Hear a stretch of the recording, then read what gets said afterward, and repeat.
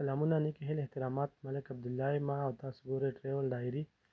او نن درته خپل کلي کې هغه ځای ښایم چې یو بهترین ټورسټ سپاټ دی، د کیمرې نه شاته دی. نو د دغې وجې نه موږ دغه کوشش چې کیمرې مخې ته راولو.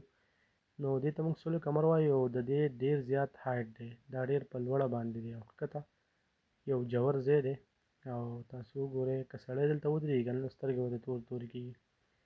یو بهترین ځای دی او لاندې دغه ټول کلی هم ښکاري. دا تاسو وګورئ ټاکلو چې کوم مینس کلی دی که نه هغه ترې ښکاري. تاسو کتی شئ دا کیمره لږه خړه شان ده او ما سره دا خپل دوه ورارګان او دا یو خوری راغلی دی.